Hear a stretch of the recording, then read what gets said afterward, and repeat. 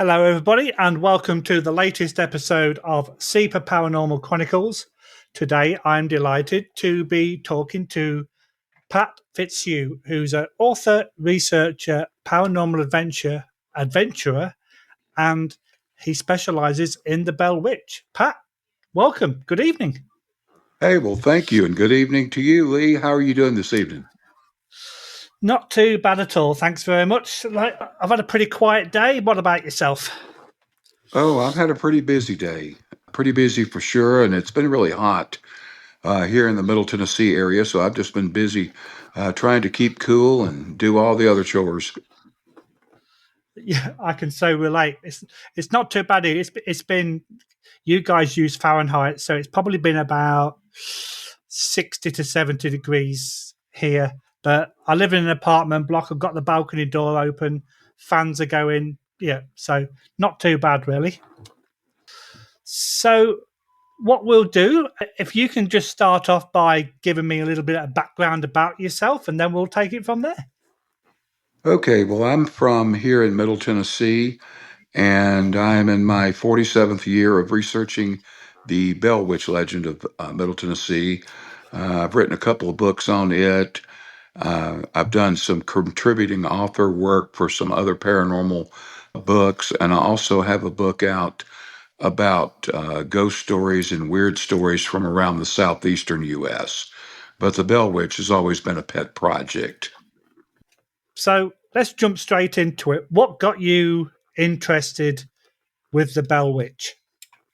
Well, when I was a very small child, my mother would read me different stories to help me try to go to sleep at night. And one night she read from a book about the Bell Witch. Now, whether she thought that would put me to sleep, I don't know. But I actually did fall asleep pretty soon because my mind was just racing, trying to figure out how all of that could have happened or whether it was true or not. So that was the first thing. I really liked that story. And as time went on, my mother explained to me that she had gone to school with some of the descendants of that family and others that are involved Wow. in that legend.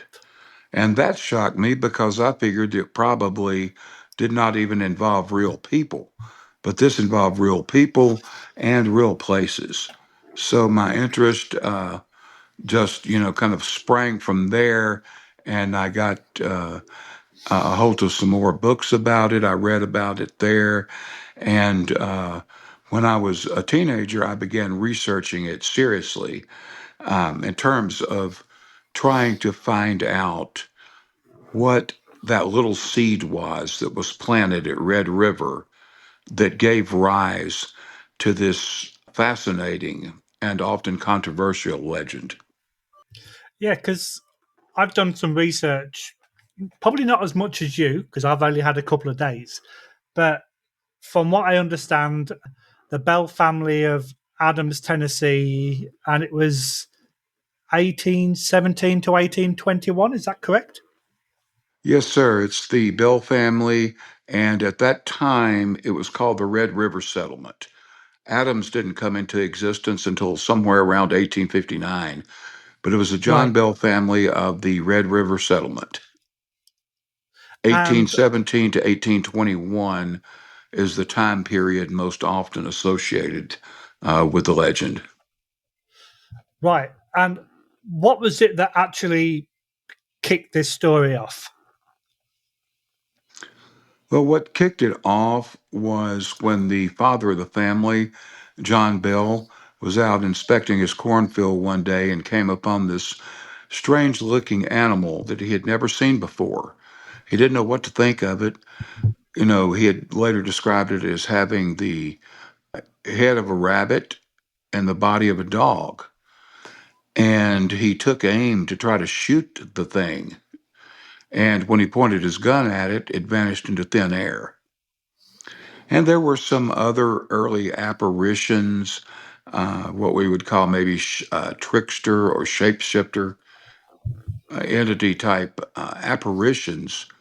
And then after a while, the family began hearing knocks and bangs at the doors and walls of their log home, began seeing strange looking lights dancing in the fields or dancing near the fields back in the woods.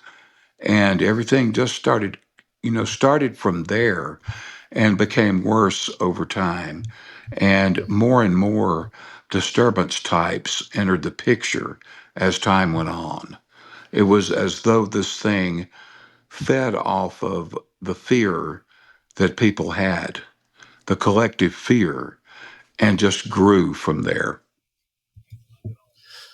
And this is really interesting because the start of the 1800s, you've got places like Salem that had their witch hunts, and you had the same in the UK.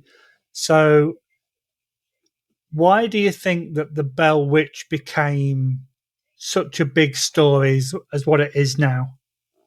Well, folklore, embellishments, and just the fascination with the unknown. I mean, everybody loves a good whodunit mystery. Over the years, many different theories have been put forward, both paranormal theories and human theories, but it's impossible for anyone to prove with absolute certainty what gave rise to this legend or what really happened. So all we can do is put theories to it. And there have been a lot of theories. Most all of the theories, I would say about 95%, have been debunked and don't hold water at all. Then there are a few that I think could provide a plausible explanation as to what might have happened back then to start it. And I think that mystery and intrigue that goes along with the legend, along with the story being retold down through the generations, that has really caused the legend, it caused it to take hold, and it grows with each telling of the story and with each person who feels that they've had an encounter that might be related to the Bell Witch. Right. So, is that location of where this incident happened still there, or if it's been knocked down, what's on that location today?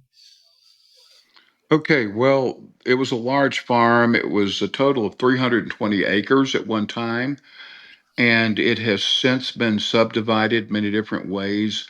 There is one tract of land in particular that had the Bell family home, which of course is no longer there, the family well, and the family graveyard.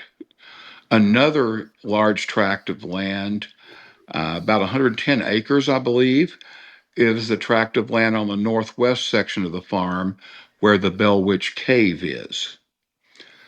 So those two things, like the cave and then the site of where the home was, those are the most prominent parts of what was once the old Bell Farm. Now, the tract with the home and the well and the graveyard, the graveyard's up in the woods, the home and the well, that is now a field where I believe they raise tobacco or maybe corn or soybeans or something. And that tract of land actually still remains in the Bell family through a trust. Okay, so now that it's kind of changed direction from what it used to be, are you aware of any modern day uh, experiences that have happened within that area? Oh, people report encounters all the time. I don't know that those encounters are related to the Bell Witch because there were so many other things going on back in olden times in that area. But, there's no shortage of encounters. One in particular is when people take photographs in the area and the photographs are anomalous. Sometimes there will be an apparition or what might be an apparition in the photo that was not seen when the photo was taken. Other times, a photo can be taken of some item or something there in the area, some location, and no matter how many times the person took the photo, it would not come out properly. And other people would try to photograph the same thing and it wouldn't come out properly for them too. But if they photographed something next to it, it would always turn out fine. So that's one big thing there. Another thing is with the cave. The Blair Witch Cave and Farm is open for tours, and a lot of people over the years have talked about taking small rocks from the cave as souvenirs of their trip and tour, only to return those rocks sometime later after having experienced a very bad or very harrowing period of bad luck. Bad luck that did not befall them until they took the rocks from the cave. So, yeah, all kinds of encounters and anomalies there. But the two I mentioned, I think, are the most prominent, the Right. most talked about and most heard. Okay, so this is going to sound a silly question, but I assume that you've been to the cave. Yes, I sure have. In So, fact, I was up there probably 2 weeks ago. and I'm assuming you didn't bring any pebbles or rocks. No, I Out. didn't. Yeah, yeah. So, what kind of location is this cave? Is it a big cave, small cave? Yeah, you said that there's tours that go on. Can you describe that cave for me? Well, I can try. I am no expert on caves. This cave is, I believe, called a karst cave, Karst. There, it is part of what is believed to be a much larger or a large network of caves in the area. When you enter the Blair Witch Cave, you will go down a very narrow corridor and then come out into the first room, which I would say is pretty good size. It would holds, I don't know, probably 30 people if you stuff them in there.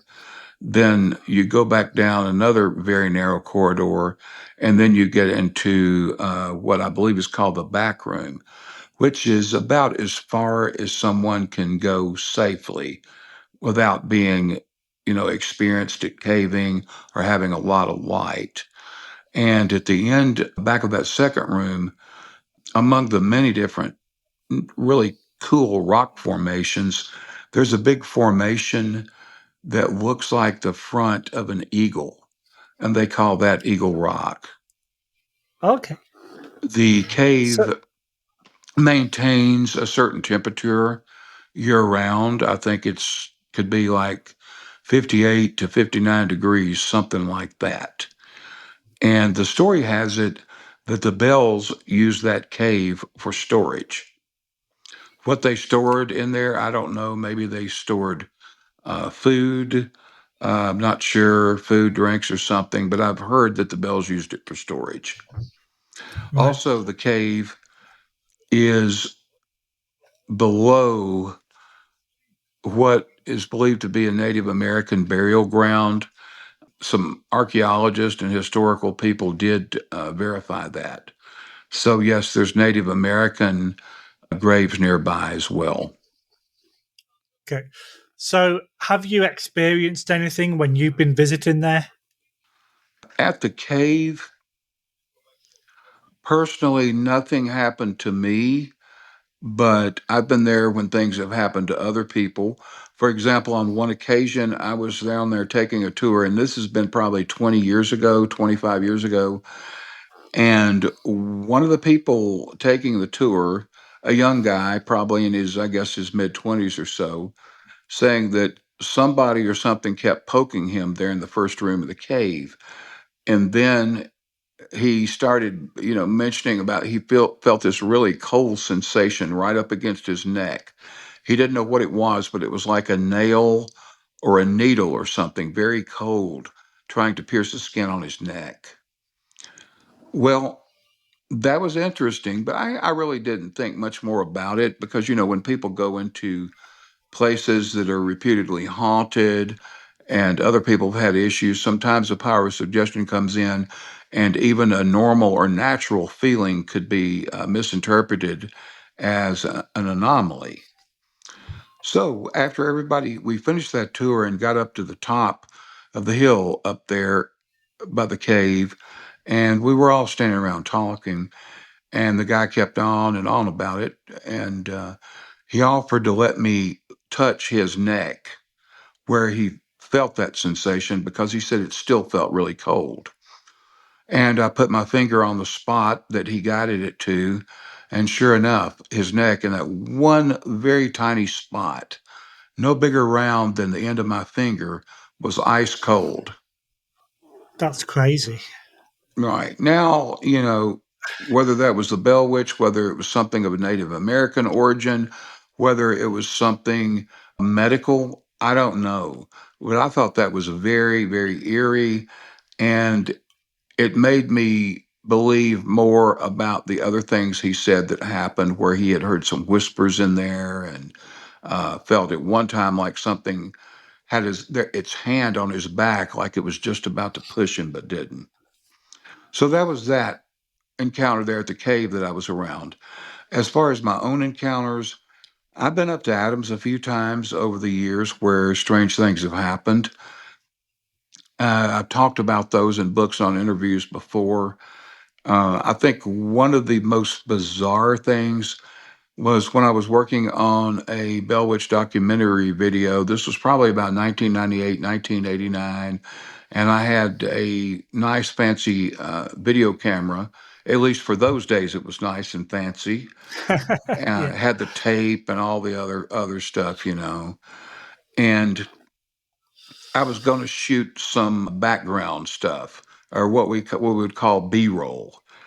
Yeah. And I parked beside the highway, and there was a field, and I decided I would stand there beside of it and on the shoulder of the road and just do a few quick videos of the field, trying to capture what the fields and the countryside of northwestern Robertson County looked like.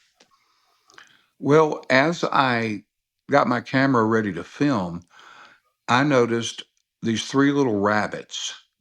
I wouldn't call them babies, but they weren't fully grown either, in the field, probably 40, 50 feet away from me, running around in circles, playing with each other.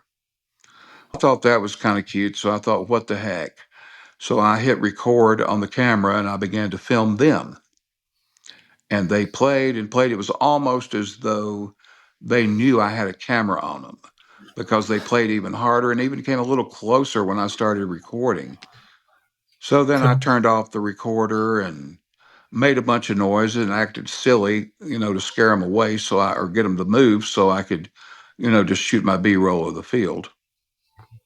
Well, that evening, after I arrived back home and started going through all the video I had shot, the clip where I had recorded with the rabbits was still there on the tape, but the rabbits themselves were missing. And That's I weird. was, the video showed my camera basically slowly following a certain area of the field around in circles where the rabbits were, but those rabbits were not in that video. They had vanished. That must have blown your mind. Well, it it I don't know, it blew my mind. I mean, yeah, it was very surprising, but I'm one of these people that's like, okay, this is strange. I just don't believe this. Show me what happened. Yeah. Well, I couldn't think of anything that happened. And over the years since then, I've only had one person offer up an explanation, and they weren't even sure. They just suggested, a possibility that perhaps there had been something on the film before then, and this filmed over the top of it, and whatever had been on the film beforehand, right at that very point where I did the rabbits, and at no other point happened to make it appear as the rabbits weren't there anymore. But that was just a suggestion. Now, let's go back and tie this to the Bell Witch. Early accounts of the Bell Witch talked about how this thing, or talked about how people would encounter rabbits or see rabbits and be talking about their encounters with rabbits there around Red River. And the so-called Witch entity would speak up and say, that rabbit was me, or I was that rabbit. So this thing, and then we go back to the John Bell example at the very beginning, seeing the half dog, half rabbit. It seemed that this thing, according to the Blair Witch folklore, manifested often in the form of a rabbit. So that's what really made this eerie. It's because I Yeah. got out of the car to shoot the video and I didn't see the rabbits, and all of a sudden I did. And then they vanished from the final product video. So I thought that was Yeah. very eerie. Yeah, that's for sure. So, with regard to the fact that you've done all this research with regard to the Blair Witch, would you call yourself a believer of the paranormal or a skeptic? Well, I can't lay claim to either one because I hold myself out as a balanced researcher, free of any bias. I'm open to either possibility.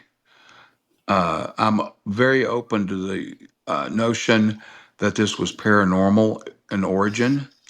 And I'm also very open to the notion that it might not have been paranormal in origin. So that's my take as far as believing it or not. I keep, on the fence about that, unbiased.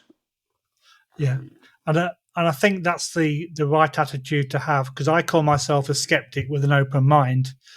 Yeah, and I investigate for things to find things.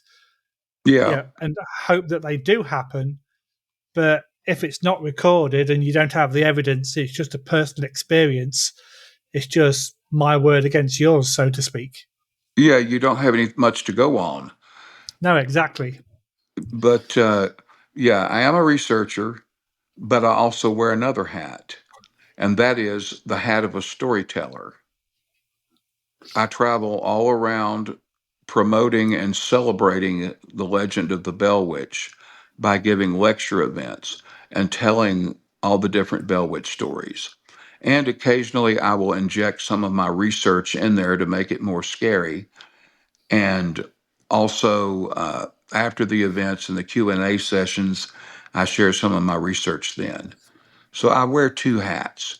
Yeah, I tell people, that I will sit there and tell them Bell Witch stories all night long. But then if I put on my researcher hat, I'm going to go down the list of stories and say, this is true, this is not true, this might have happened, might not have happened.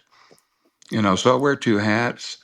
So I've pretty much come to be basically a storyteller that knows how to read between the lines. that makes sense. Yeah. So you mentioned the cemetery or the graveyard. So is there any evidence of the Bell family being buried there? We have stories that have been handed down, and we have old accounts saying that they're buried there at the Bell graveyard, and the location is given. However, in the 1950s, the original gravestone of John Bell was stolen. Also, some of the other gravestones of some other family members had been stolen or vandalized. So the result was there was nothing there in terms of the Bell family. That was until 1957, when a descendant had a new gravestone made for John and Lucy Bell and placed in the Bell Cemetery. Now, that stone does not mark the precise location of where the Bells are buried, but they're buried nearby somewhere. The graveyard is in the woods. It's a thicket in the woods. What you will see, however, are a number of old field stones, and those field stones are believed to mark the graves of some of the family's slaves who worked on the farm. And that Bell graveyard is part of the property that's owned by that trust and the Bell family. And it's, of course, off limits to any trespassing. Okay. So all the time that you've Excuse me. been, yeah, all the time that you've been investigating this and researching this, do you have kind of one piece of documentation or information that you find the most compelling?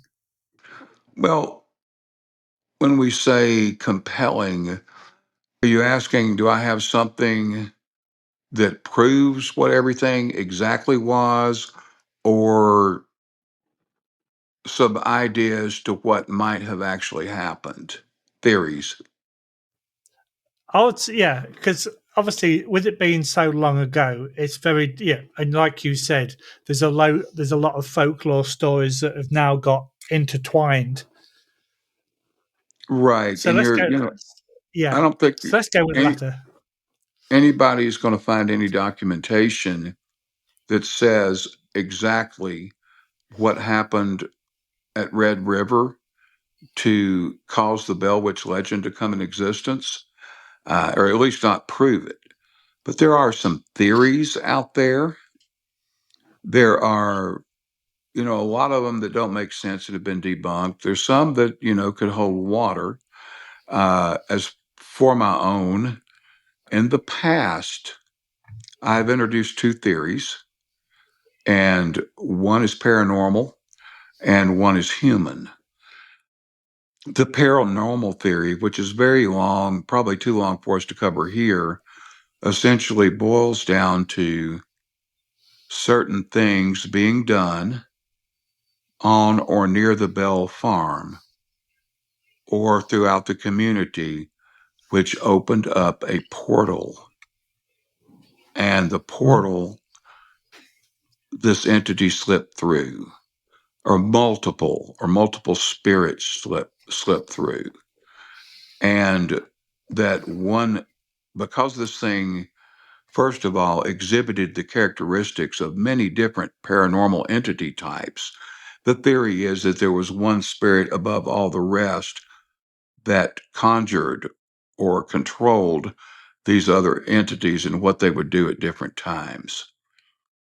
But it all boils down to a portal theory. As for the human theory, the one I introduced was that the children's school teacher, Professor Richard Powell, devised and orchestrated the whole thing. He had reason to, he had a fondness for young Betsy. The father did not like the idea of that because of the age difference there. And the father did end up dying. And looking at the old early accounts, you see all these stories of this entity saying some very, very intelligent things. And that school teacher, who seemed to always be around when something happened, was known to be a very well educated man. Some have said, at least one educator I know of has said, that if he were alive today, his knowledge level would put him at the level of a genius. Right. And he also had the gift of gab. He could talk to anyone and make them feel comfortable. He was a pleasure to talk with. People didn't mind sharing secrets with him, other things about their lives, because he was a very trusted man. He was the school teacher.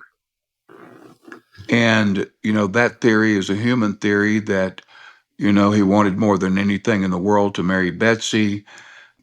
He would do whatever it took to do that. Betsy's father was in the way of that. Some of her brothers weren't too keen on it either. And also, Betsy, who is the youngest daughter, by the way, during the latter part of the legend, had a little relationship or courtship going with some local boy there and had announced her engagement to him. And looking back at the early accounts of the legend, this entity kept telling Betsy over and over, do not marry Joshua Gardner.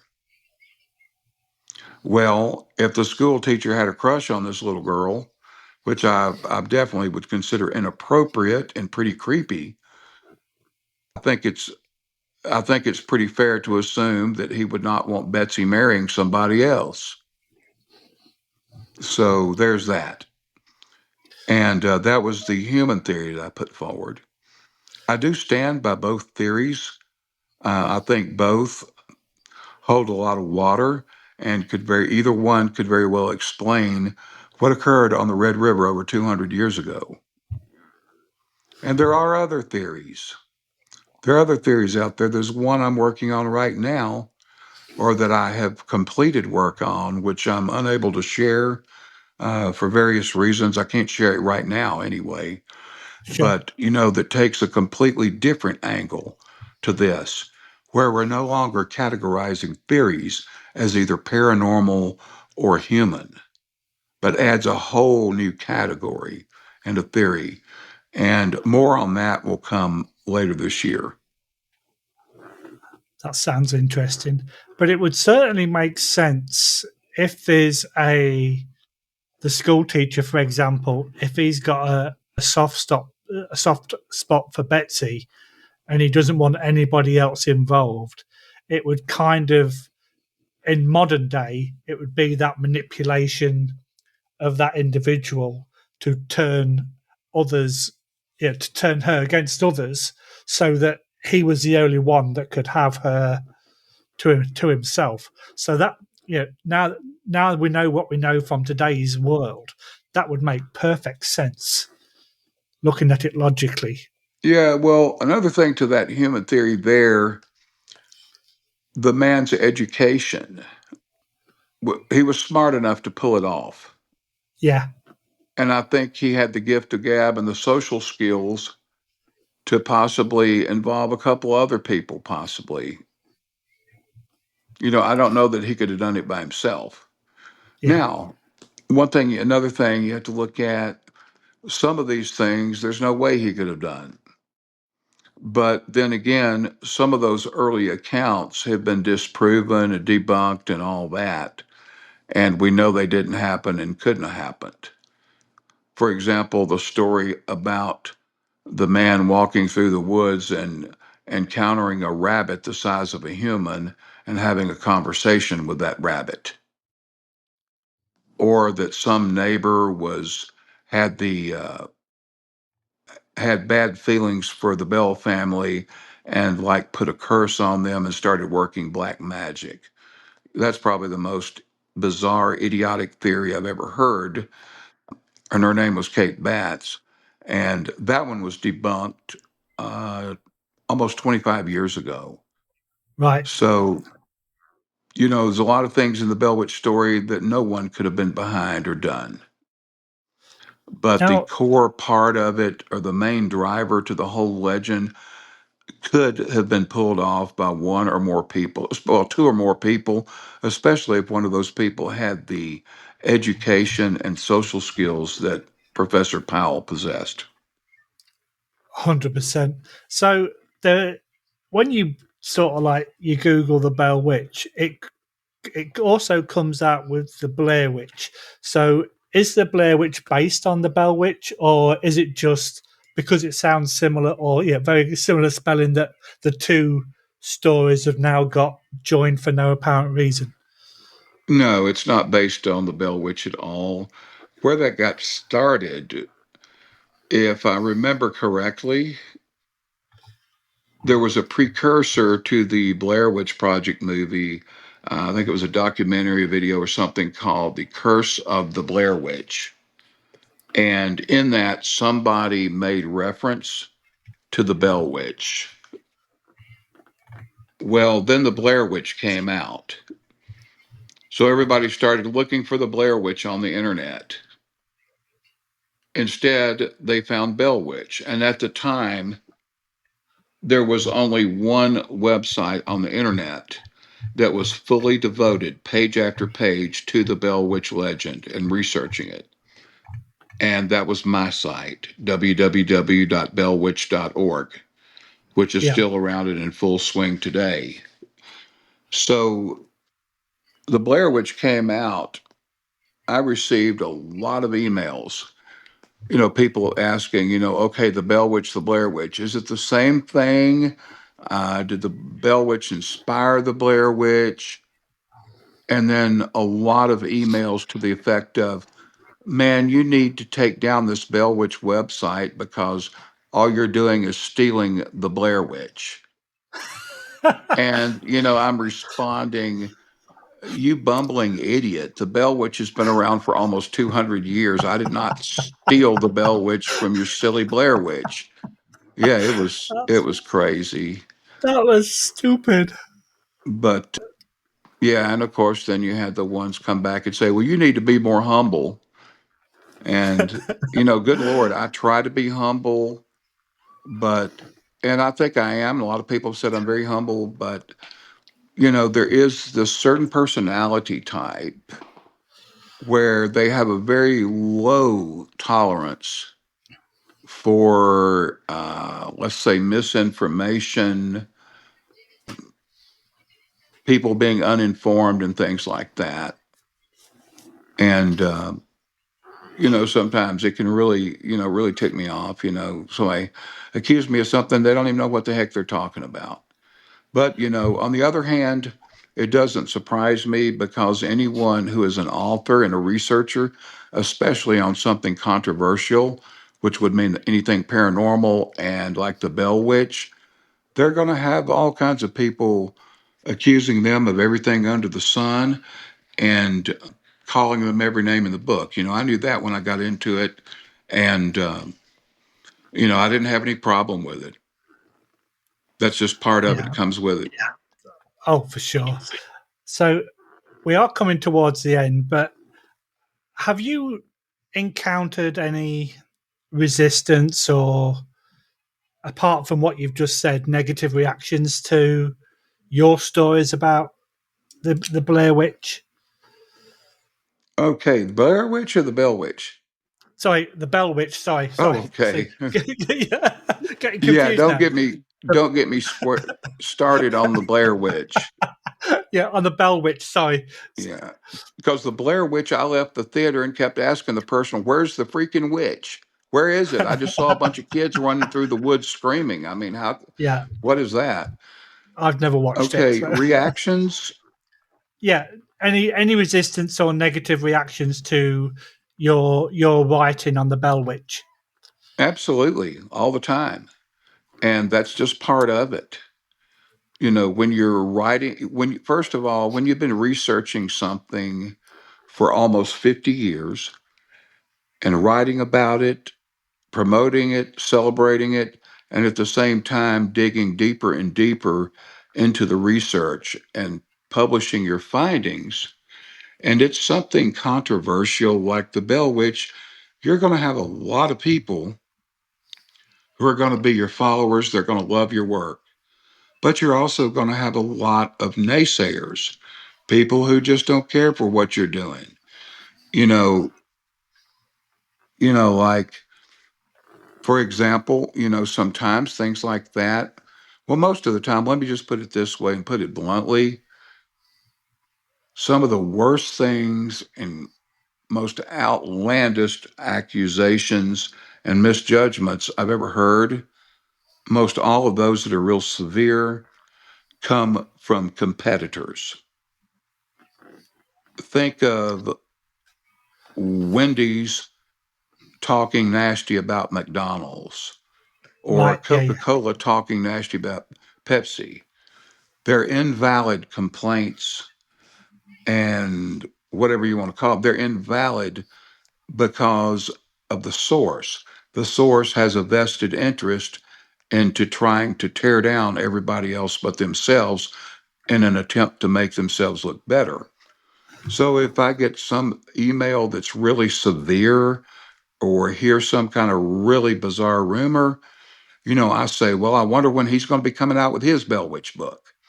And then sure enough, you know, a few months later, a new Bell Witch comes out, which is a copy and paste of my own Bell Witch book, but yet goes around dogging me. And that just happens. Yeah. And it's highly unethical and highly unprofessional in the book industry to do that. But that's just the way some people do it. They, instead of submitting their work and become successful on their own ethics and merits and their own integrity and the quality of the work, they just throw whatever they have out there, and then they steal from some established researcher. And then after they sell the book or give the lecture based on information that was found by that researcher, they go around dogging that researcher. Yeah. Yeah. I had, it happens, but, are you still there? Yeah, I'm still here. Yeah. Can you still see me okay? Your camera's just gone off. Let me try to fix that. My thumb accidentally turned off my phone, I think. I can still hear you. There we go. Okay, sorry about that. I'm having to hold this That's phone okay. sideways, and I have a little bitty fat fingers. So anyway, with the research, that's the way it goes, and it's not all Yeah. directed toward me at all. Other Bell Witch researchers and authors, they have their fan clubs too, and they have their hate clubs too. I've heard a lot of nasty things about them as well. Yeah. Makes sense. But having done this almost 50 years and really worked hard to get that research out there, spent a lot of time and money getting the research out there and working hard to deliver as good of events as I can and all that, doing it year after year, for that many years, certain good things are going to come from it. And sometimes not everybody's going to understand why. Yeah. And it just goes back to experience and longevity. And anybody can achieve the same thing. You just got to get on it, make a commitment to work at it, and stick with it. For sure. So, apart from this project that you can't mention, what's next on the agenda for Pat? Well, next on the agenda, I have some events coming up later on in the year. I have it's the West Kentucky Paranormal Expo. I believe that's in September up in Mayfield, Kentucky. I have Goblin Con, which is I think a resurrection of the Goblin Con festival that they used to have all the time up there near Hopkinsville, Kentucky. They're doing that this year in October. I also have a couple of events coming up down in Mississippi. There's very strong Bell Witch connections down there and a lot of interest in it there. Also, I've got some other conferences and conventions. Oh, and also the Arkansas Paranormal Expo the last weekend of October. I'll also be presenting at that. So, very busy year. And like I say, I have completed a new theory. In fact, not even a theory. I've been told that it's actually a breakthrough, but I don't know. But it's going to change the way a lot of people look at the Bell Witch legend. Well, I'm definitely going to look forward to that. That's for sure. Yeah. And there will be a surprise coming up later in the year, which I'll talk about probably not too long from now. I'll definitely look forward to that. Okay, Pat, it's been an absolute pleasure. Like I say, I love talking about completely different subjects, and your subject has been something that not many people have touched on. So to have your time tonight, it's been an absolute pleasure. And I thank you very much. And I hope you have a great rest of the evening. Well, thank you very much. It's been an honor to be on here. You've had some really great questions. I've really enjoyed talking to you. So you take care, and I hope we can see each other again sometime. Most definitely. Probably at a convention. There you go. Thanks very much. Thanks, Pat. Take care. Bye-bye.